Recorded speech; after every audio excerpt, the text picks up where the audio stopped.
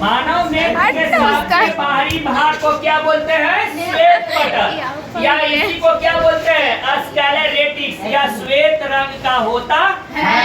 हम कल प्रैक्टिकल में सब चीज दिखाएंगे। श्वेत पटल के सबसे बाहरी भाग को हम लोग कोर्निया कहते हैं। क्या कहते बाबू? कोर्निया। याद कैसे रखबा? कोर्निया से। कोची से? कोर्निया से। है ना? कोर्निया जो कामचोर रहे, समझ गया? ऐसा कोर्निया कहते हैं, समझ गया? और कोर्निया को ही बाबू रे, कोर्निया को ही मानव नेत्र की खिड़की कहते हैं। क्या कहते हैं बाबू? मानव नेत्र की खिड़की। कोर्निया को ही मानव नेत्र की क्या कहते बाबू? खिड़की। अगर किसी व्यक्ति का पूरा आँख फूट जाए ना तो आँख का ट्रांसप्लांट नहीं होता है। किसका दान होता है? ये कोर्निया आगे से काट करके आदमी में चेंजिंग होता है। नेत्रदान में यही होता है। महिला तो नेत्रदान में किसकी दान की जाती है? कोर्निया की। मानव नेत्र की खिड़की किसको कहते हैं? कोर्निया की। श्वेत पटल के अगले भाग को क्या कहते हैं? कोर्निया। क्या कहते बाबू? कोर्निया। समझ गया? भगवान समझ में आ गई? अब ध्यान दो, श्वेत पटल के जो निचला भाग होता है उसको हम बोलते हैं कोराइड। क्या बोलते हैं बाबू? कोराइड। श्वेत पटल के निचले भाग को बोलते हैं कोराइड। क्या बोलते हैं? कोराइड। ये जो होता है बाबू भूरा कलर के होता है। कैसा होता है? भूरा कलर के होता है। कोराइड का कलर कैसा होता है? भूरा। कोराइड का अगर तोहनी से एक ऑब्जेक्टिव पूछा जाता है बाबू कि नेत्र का कौन सा भाग रंगीन होता है, तो कोराइड। कौन से कलर के होते हैं? भूरा कलर के। आज जो बड़का इंजीनियर साहेब एकरा भूरा कलर के काहे बनाए हैं? तब बड़का इंजीनियर साहब भूरा कलर की इसलिए बनाए हैं कि जब एकरा में प्रकाश आए ना तो अपवर्तन होके बाहर ना निकले। यही चलते एकरा भूरा कलर के बनाए हैं। कौन?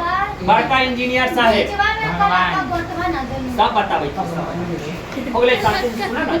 कोराइड समझ में आया बा? मानव नेत्र का रंगीन भाग कौन है बाबू? कोराइड। मानव नेत्र का रंगीन भाग कोराइड।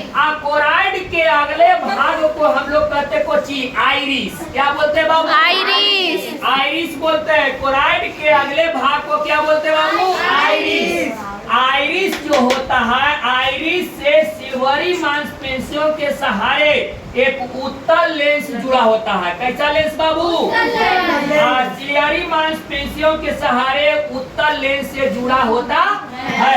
आई जो अगला भाग होता है बाबू उसको क्या बोलते हैं? आइरिस। इसमें जो छोटा सा होल बनता है उसको बोलते हैं पुतली। क्या बोलते हैं बाबू? यहाँ कैसे होगा ना, इसको हम लोग बोलते हैं कोची? पुतली। पुतली। समझ गया? इसको क्या बोलते हैं? पुतली। यह डायफ्राम के कार्य करता बाबू। किसका कार्य? डायफ्राम के। अभी क्या होता है कि तीव्र प्रकाश में फैल जाता है। क्या होता बाबू? तीव्र प्रकाश में फैलता है। फैल करके रेटिना को क्या करता है? झांक लेता है। और जैसे ही कम प्रकाश होता है तो यह सिकुड़ता है। क्या होता है? सिकुड़ता है, यानी अपन खिड़की खोलता है। तो नहीं कभी एक बात सोचा है कि जैसे जब हम तेज प्रकाश से बंद रूम में जाते हैं तो लौकना बंद हो जाता है। हाँ सर। लौकना बंद हो जाता है, लेकिन कुछ देर के बाद हमको लौके लगता है। वजह का है? यही वजह है बाबू कि जब तेज प्रकाश हो है तब पुतली पूरी तरह से का हो जाए? फैल जाए।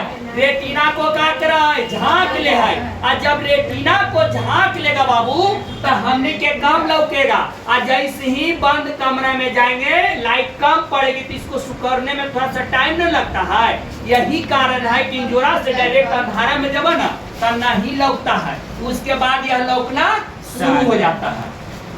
किसके कारण? तो यह डायफ्राम के कार्य करता है। कौन कार्य करता है? पुतली। कौन कार्य करता है बाबू? पुतली।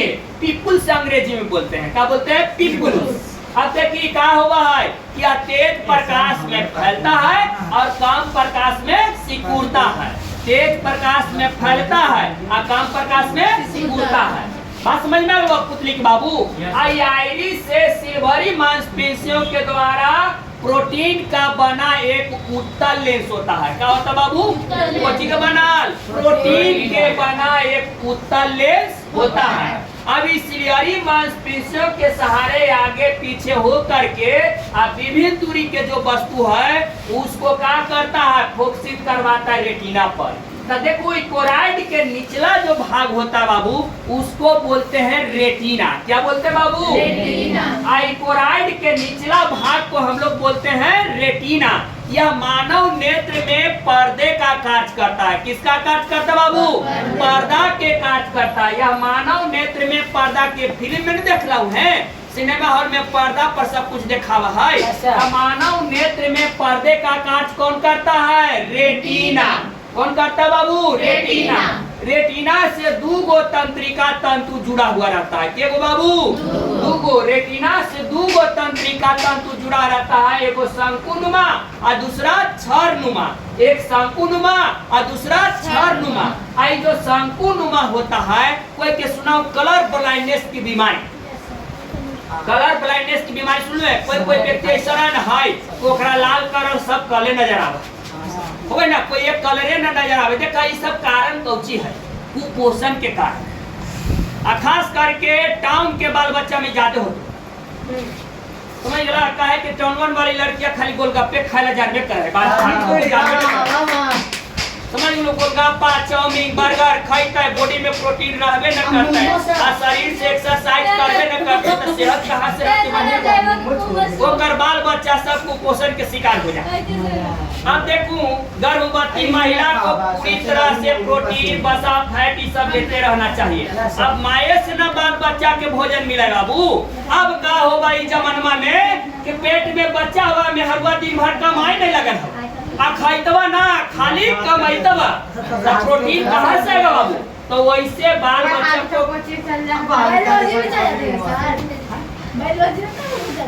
सब टॉपिक पढ़ना है ध्यान। देखो कुपोषण के बाबू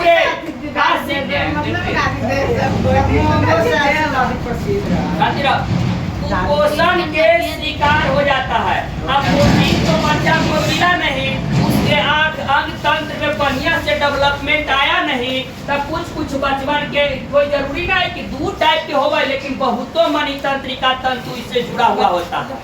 समझ गए? एकाध गो के ई वाला तंत्रिका तंतु उत्सुक नहीं हो पाया तो उसको एकाध गो कलर नजर नहीं आता है बाबू। तो ये जो शंकुनुमा तंत्रिका तंतु है यह रंग के लिए उत्तरदायी होता है। इसने देखा करे लाल कलर हो, उजला कलर हो, काला कलर हो, नजर आवे ना। इसके कारण तंत्रिका तंतु के कारण अगर कोई बच्चा पैदा लिया है तो उसको हम बचपन से न बताए कि बउआ रे लाल कलर हो, पीला कलर हो, ब्लू कलर हो, उसको आंख में डेवलपमेंट नहीं आएगा, उसको नहीं लौकेगा बाद में। अब बात है कि तंत्रिका तंतु तो रहा है बाबू, ये तंत्रिका तंतु तो रहा है, लेकिन बात है एकरा में बाबू तंत्रिका तंतु तो रहता है लेकिन डेवलपमेंट पर डिपेंड करता है। कोई बच्चा कुपोषण के शिकार हो जाए। कुपोषण माने समझ में बा? पोषण ओकरा सही से नहीं हुआ, यानी जितना प्रोटीन चाहिए जितना वसा चाहिए उतना नहीं मिल पाया। माँ के दूध पीवे नहीं किया, गाय के दूध पीते रहा तो क्या होगा? यही हालात हो जाएंगे। अरे चल बात करेंगे हो गया। वाला छर्नुमा जो तंत्रिका तंतु होता है बाबू ये प्रकाश के लिए उत्तरदायी होता है ना। देखो कभी तेज प्रकाश हो रे आँखिया झगमगाए लगा है, किसके कारण? ये छर्नुमा तंत्रिका तंतु के कारण होता है। किसके कारण बाबू? छर्नुमा तंत्रिका तंतु के कारण आँखवा का चमगाए लगा है। बात समझ में आवा कि दो प्रकार के तंत्रिका तंतु जुड़े होते हैं, एक दो गो नहीं रहता है, कई गो रहता है बाबू। अब हर कलर के लिए अलग अलग डेवलपमेंट होता है और यही कुपोषण के कारण बच्चा में सही से डेवलपमेंट नहीं हो पाता। अब आगे देख बाबू रे, आगे देखा। अब रेटिना पर जो बना प्रतिबिंब होता है वह वास्तविक उल्टा होता है। कैसा होता है? वास्तविक और उल्टा। दोनों सब्जेक्टिव पूछता कि रेटिना पर बना प्रतिबिंब कैसा होता है? वास्तविक और उल्टा। रेटिना पर बना प्रतिबिंब कैसा? वास्तविक और उल्टा। बात समझ में आ गई बा? Yes sir. रेटिना और लेंस के बीच एक कचाव द्रव माने ब्रिटस ह्यूमर भरा रहता है, जेली टाइप के लिक्विड रहता है। कैसा? जेली टाइप के। जेली खैला तो नहीं? हाँ। जेली चॉकलेट देखो ना सही से खिंचाई रहा है, उसी टाइप के जेली टाइप के उजला इसमें द्रव भरा रहता है, जिसको हम कचाव द्रव कहते हैं। यह नेत्र को अस्थाई संरचना देने के लिए ही इसमें भरा जाता है। भरा को जाता है भगवान जी भरे, समझ गेला? कचाव द्रव समझ गेला? एकरा में कहता है कि रेटिना और नेत्र लेंस के बीच कचाव द्रव भरा रहता है, जो नेत्र को संरचना प्रदान करने में सफल होती है। अब आगे देखिए मैया, पुतली और कोर्निया के बीच एक द्रव भरा रहता है, जिसको हम बोलते हैं इक्वस ह्यूमर जलीय द्रव। क्या होता है बाबू? जलीय द्रव। इसमें देखो अब डीएनए पर सारी बातें डिपेंड कर जाता है। डीएनए आप लोग जानते हैं, माई बाप वाला गुण बाल बच्चा में आवा है। क्लियर बोले बाबू रे?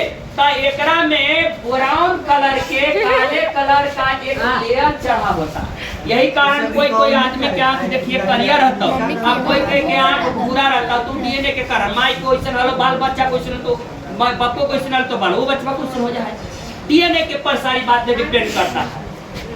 बात क्लियर हो बा? एकरा में कौन सा द्रव भरा रहता है? जालीय द्रव। अब इस तरह से जालीय द्रव तो तोहनी से स्टूडेंट